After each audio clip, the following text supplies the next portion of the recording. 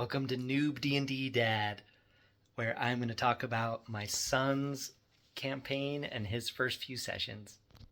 All right, so I am running two different D&D campaigns as a Noob DM, and as I've said before, I'm having an absolute blast.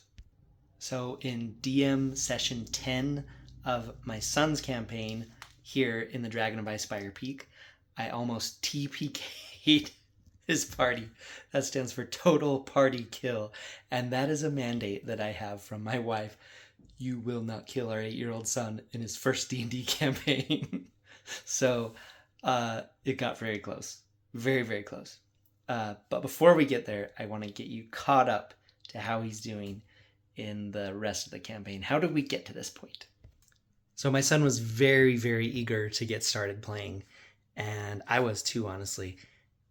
But I didn't really know what I was doing. So the character creation part took kind of a while. So luckily my friend that had played, 3.5 a lot was there. Well, I think he's played 5e. So anyway, he helped us through.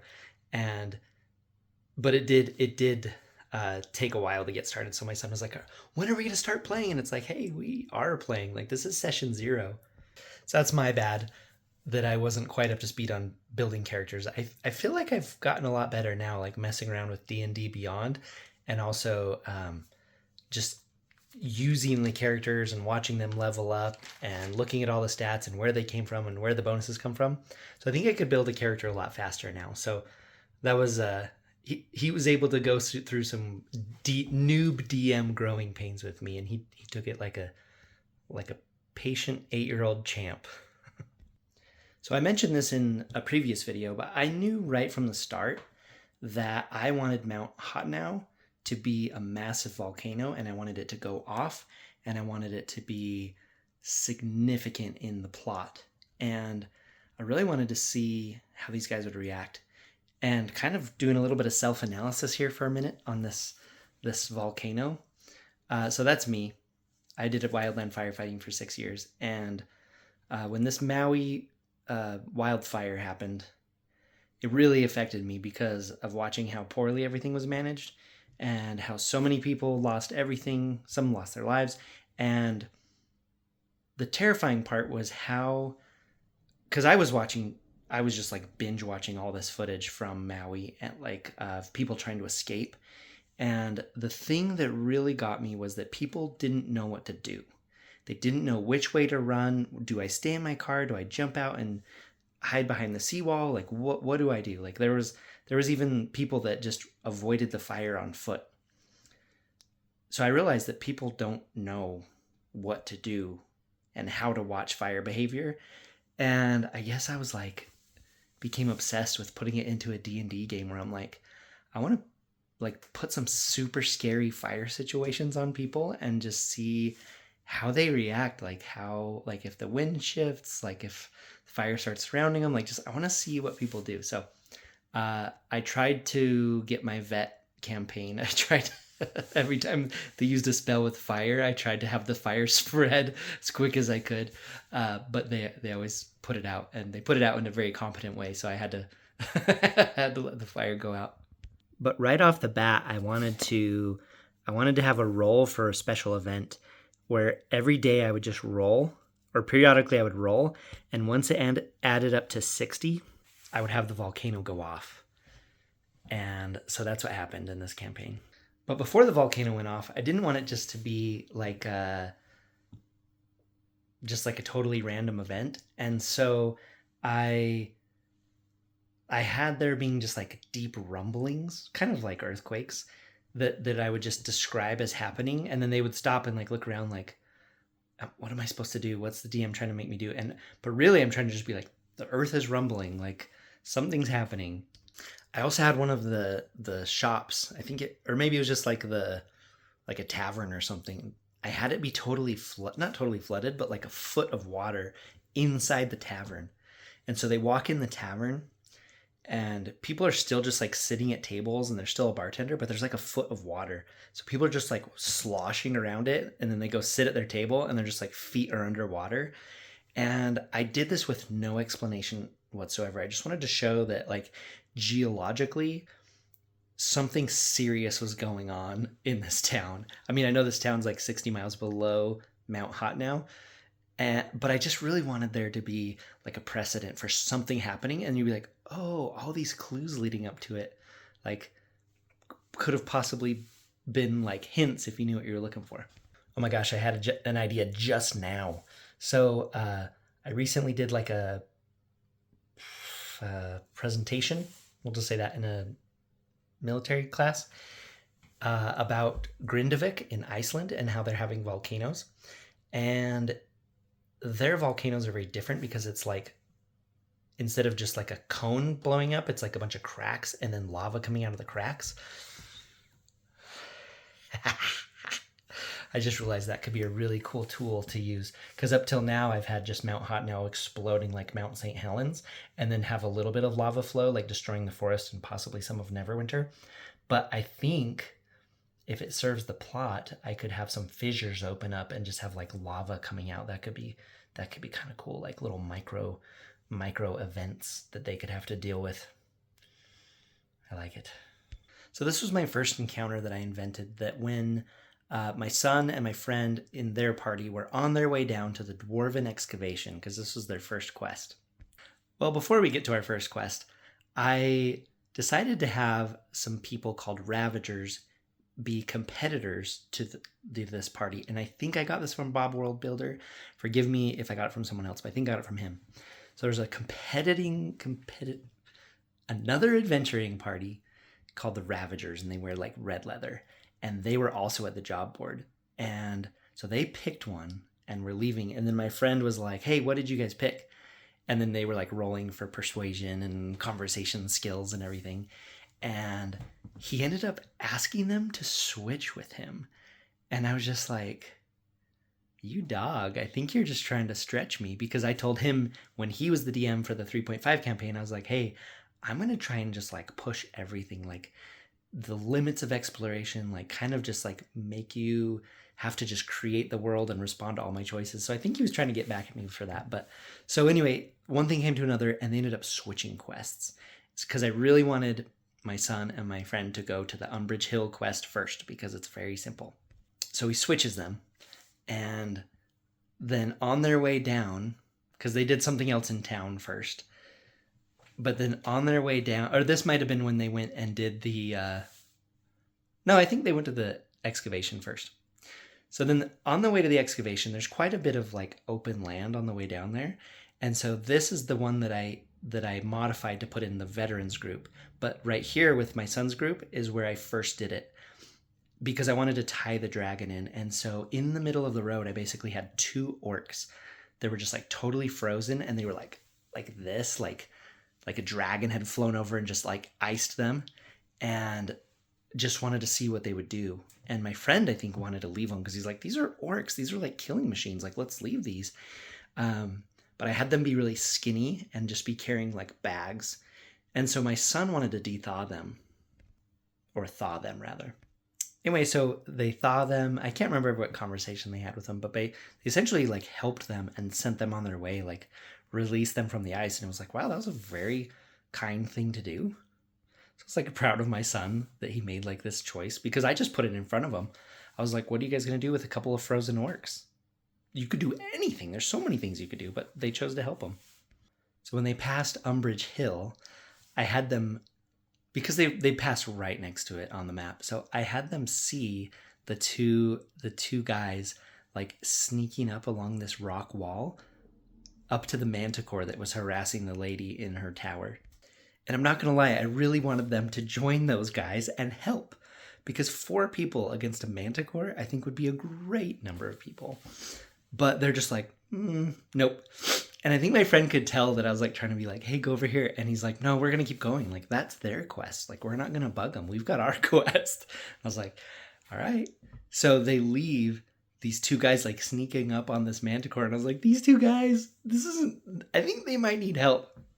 Now, I don't remember every single detail of the Dwarven excavation because it was a little bit ago, and I'm trying to get you caught up to the current sessions. But one thing I remember, and I think my son will remember forever, is the ochre jellies. These little tasties right here. So while they were fighting them, I was having a lot of fun describing the the icky sounds they make, and the splashing, and the exploding. And so as these guys were trying to kill these ochre jellies, I was talking about them getting burned and crisped and pieces falling off and stuff splatting. But what finally happened is my son got like a torch or something, and he just like shoved it into it, and it was like it was like kind of boiling like inside of the ochre jelly. And then he took his staff while his one hand was holding the torch in the ochre jelly, and it was like burning. He then took his staff and just like hit it, and it just like popped, and just little burning bits of ochre jelly flew all over the dwarven excavation temple. And one, I'm very proud of that because I think that's very great imagery. And two, my son was so proud to kill an ochre jelly in that manner. So I actually ended up shortening the dwarven excavation quest for my son just because there was only 2 of them. So I just brought it down a notch. I brought in some of the rooms, and that seemed like a really good choice. But one thing that one of my subscribers commented that he did with his kids, he had the dwarven excavation have like a basement and have more stuff down there where there was like a captured girl or something, and they had to release her soul or something.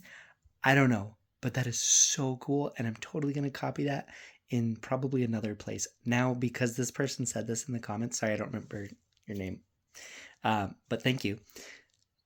I think I totally just want to add a basement to every place now. Now, I may be getting the exact timeline of all of these events a little bit out of order, but that's not my purpose is not to give you an exact step-by-step every single thing that happened. I'm just trying to give you an idea of like the things that I've been putting them through as a DM, some of the choices they make, but then also kind of my rationale behind what I'm doing, and also the mistakes I make and the things that I think I'm doing that are fun. So at some point, speaking of giving them a choice of what to do, I have this old lady stuck in the mud. She's like tripped and fallen into a mud. This is in Phandalin. So I really like to just have things going on in Phandalin that they can interact with. And this lady's stuck in the mud, and they're just like, look, we could stop and help every single person who needs help. But they decide to leave it. They leave her. And this comes up later after they've gone on their quest, and they come back and they go shopping and they buy some cool stuff. And they're all excited about what they bought because they made sure to buy weapons that they're proficient with, because my son's a wizard and my friend is a sorcerer. So they got light crossbows and they got their little bedrolls, and they did all the shopping things, and they're so excited. So I have them come out of their shop, and this is on a different day.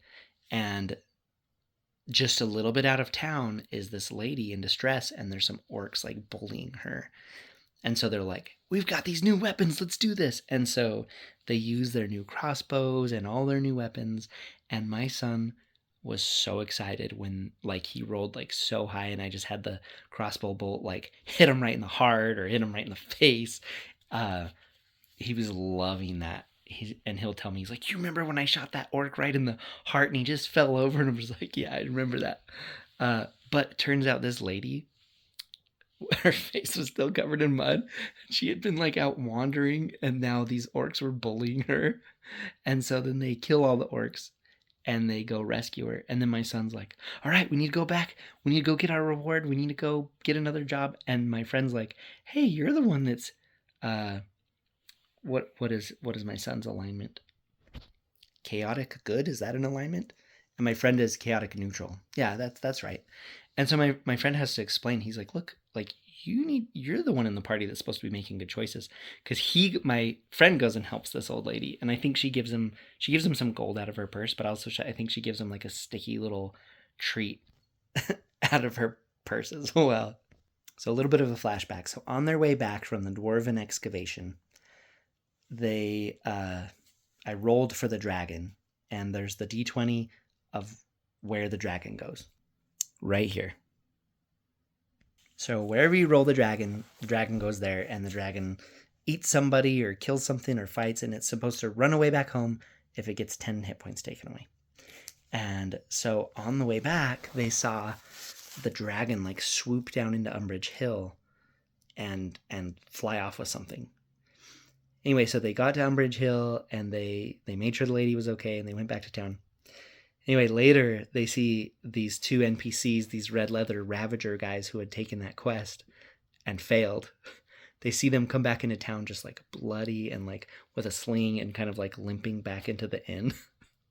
And I did that again as a trigger to see like, hey, are you going to go talk to these guys? Are you going to go check on them or what? Right. And they just let them go. Because my son wanted to go explore the ruins, which I talked about in the other video, where they found the feral teen, and now the feral teen is under the tutelage of the town baker, who I named Gothel, who makes really good bread. Okay, so I don't know where people are getting this. I don't know if it's from Baldur's Gate or from playing D&D a lot or what, but my friend goes to the shrine that's in the town and he puts a coin in there, and I have there be like a coin slot, and he puts it in, and you just hear this like at the bottom, like there's a couple other coins down there. And I was so proud of myself for the coin slot and everything. And I was like, man, if I can get this deity to do something for you, I'm totally going to. But the campaign has like the cleric of the place out of town. And then in the veterans group, my friend does the same thing. He's like, I want to go. This is a different friend. In the veterans group, he goes, I want to go put a coin in this shrine. And I was like, okay, there's like a coin slot. So you put it in and you hear this little like shh. And I added this little touch, and I'm so proud of myself, that after they drop a coin in, you hear this like little like tss, and there's just like this little like incense smell that comes up briefly. I just thought that was a nice touch. I was very proud of myself. So they finally make their way to Nomengard, and on the way there, again, there's so much travel time. I feel like it's a wasted opportunity if I don't stick populate the world that they walk through with something, right? And so I decided to have like a cabin that had just been like iced and collapsed, right? Like, remember, the dragon's around. It's not just, town role playing. And they bypassed it. And that's fine, of course, because it looks very rundown. But the veterans group, I don't know if they're just such like video gamers or what, but I created same kind of thing. I made a cabin, like a crushed, iced in, half collapsed cabin. And they're like, we want to check it out. And they go over there and they just went through it and they looked at everything. And it was kind of like when I'm telling stories to my little kids where I present the thing and I'm like, I don't know what's going to be here. If you go over there and look at it, like, I'm going to have to make it up. And so they really drove me to create what was in there. They're like, yeah, we want to go look at it.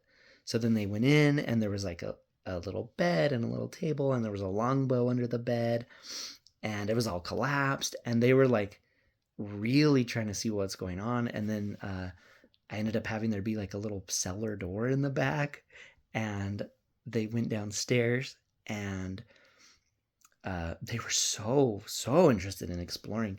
And they rolled like some insanely, and I know people have told me not to be like slaves to their roles, like have to get caught up in the excitement of it and overpopulate everything with overly good stuff. But I thought this was appropriate. I thought it was fair to their role, which was like a natural 20 or something for investigation. So they find the basement, and in the basement, it's like a prepper's food storage. So there's like lined with shelves, and there's just like tons of rations, tons of water skins. So all of them are just like stock up to their max weight on rations and water. And then in the very back, I have some homemade explosives. And this is in the veterans campaign. This isn't my son's campaign. So there's some homemade explosives that they find. And I did struggle a little bit with the stats of them, and it took a few sessions to get it right. And the vets even made fun of me for changing the stats every session. But at first it was 1d4 piercing. And then I'm like, it's also 1d4 burning. And then I'm like, to a single target. And then like the third session, I'm like, splash damage 5 feet.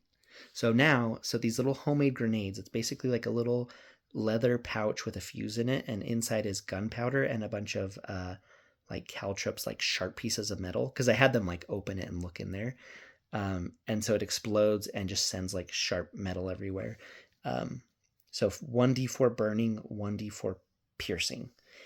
And stay tuned for how my veterans. So one guy was like scoffing. He's like, "That's hardly any damage," and then the other guy was like, "Throw him in his bag, right?" And I think they just forgot about him. And I'll bring that up later because they ended up using them in such a cool way. So stay tuned for a more veteran group focused video for how they use those improvised prepper cabin basement explosives, because I think it's so cool. So they get to Nomengard and they're just exploring all over. Like I said, the veteran group is determined to kind of, I don't want to say speed run, but they're not obsessed with going in every single room. My son and my friend, they seriously want to go in every single room. And I could tell you a story about something they encountered in every room, but I'll just give you some highlights.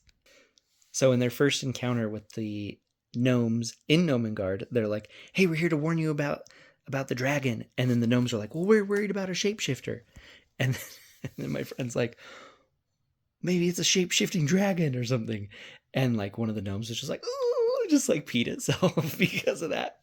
And anytime I do anything like gross like that and my wife's nearby while I'm playing, I just like look over at her with a big smile and she's just like, "What are you doing?" And my son just loves it. He loves all the body humor I'm putting in here. Yes, peeing pants I deemed a highlight worthy to share with you. Anyway, there's like these little robot things, not robot things, but like clockwork lever action like machines that they can get inside of and climb around. And so they totally did that. They got in those and were just like riding all over the place. Now, there is a wild magic portion of Nomengard that I kind of did wrong because it says if they cast a spell of first level or higher, then the thing goes off and then these wild magic effects happen. But I totally was doing it when they were just doing cantrips. So like there was like so much wild magic stuff going on. I had to tone it down a little bit when I realized it had to be a level 1 spell. So me and my friend were pretty proud of my son on this part here. So they were crossing the bridge over here, and these things are like impassable, and there's like a little switch here to turn it off that it says in the book that the gnomes use Mage Hand to like turn it off. And my son is like, "Well, let's just use Mage Hand." Like he came up with that, and they shut it off so that they could get through.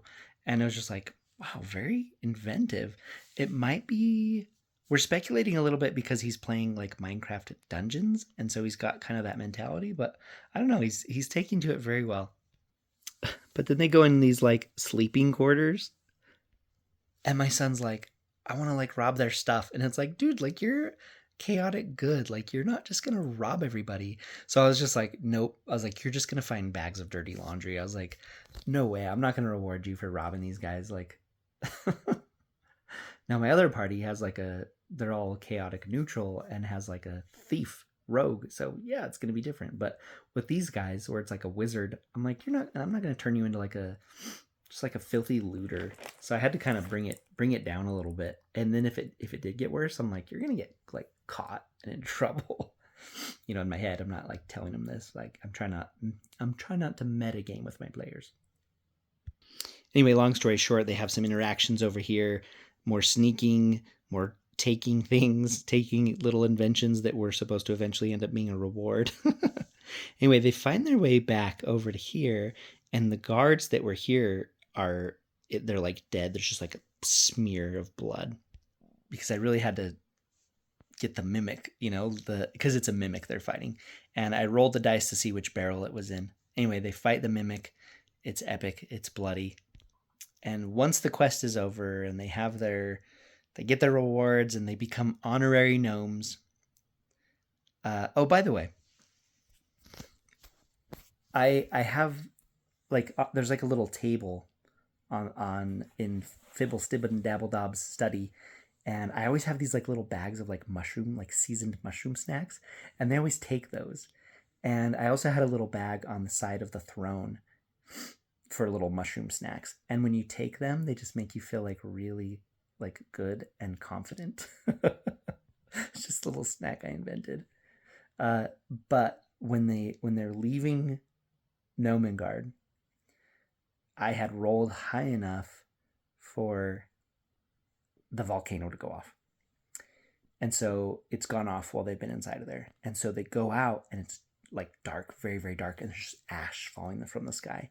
And my friend, I don't know what he kept thinking it was, like some kind of really powerful storm or something. And I'm like, nope.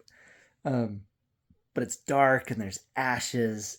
And this is when they get back to Phandalin, and there's refugees and people begging, people sleeping on the streets, because clearly up north with Mount Hotnow going off, it's caused a big disruption. Like this campaign already has like disruptions in like the dragon kicking people out and the orcs running around and kind of messing stuff up. But now I've got like all these human refugees, and I just can't wait for this party to go north and just have to deal with this like desolation of volcano damage. But according to my idea I had earlier, based on the volcano that's going on in Grindavik, Iceland right now, where lava is just kind of coming out of cracks in the ground, like I think I might use that. Okay, so I rolled the dragon encounter dice again, and it actually came up at Nomengard as they were exiting Nomengard.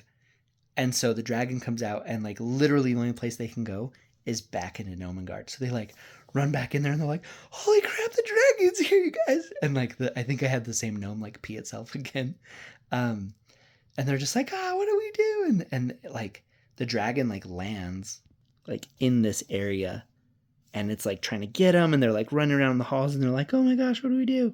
And they were really stumped, and they decided that they would try and feed the dragon, because he's out there just like raging, right? He's destroying the mushrooms. I think he might have even destroyed the bridge. But they go and ask the gnomes like what they can feed the dragon. And these gnomes, like the kitchen gnomes, this is like their like food storage. I made it so they had already started like cutting and wax papering and like salting and storing the mimic meat. So on the shelves in their food storage place, they just had like stacks of like mimic meat.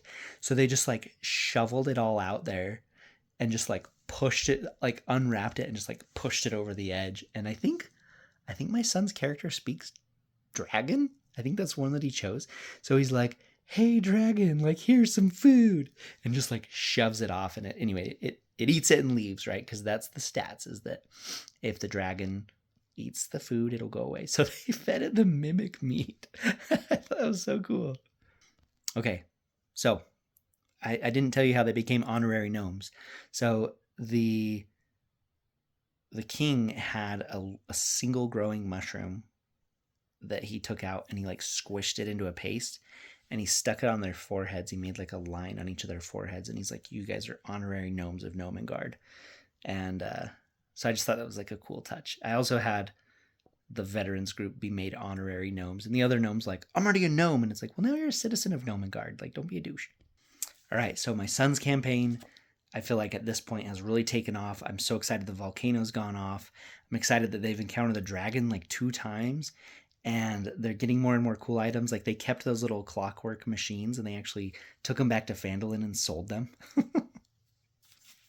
But this video is long, and it's time to do another one. But you guys are super caught up, and now we're going to go to Axholm, which they've been for 5 sessions. And in the next one, I will explain why I let them go there at such a low level, which was a mistake. My bad. And we'll get you caught up to where they almost get TPK'd or total party killed. So yeah, this has been a DM, a noob dad, noob D&D dad, noob dadgum DM dad recap, and just some of my choices that I made. And so yeah, I'm gonna do another one where I talk about Axholm and get you caught up to them facing a friggin' banshee at a very low level. So if you like this kind of thing, please let me know. I really appreciate it. It's very, very helpful. And do all the YouTube things like subscribe and like and do comments, because that spreads the video further. So if you like this, maybe someone else will too. I'm having so much fun being a DM. My son is loving it, and he's getting better all the time. So yeah, let me know what you think, and I will see you on the next one. Thank you so much for watching.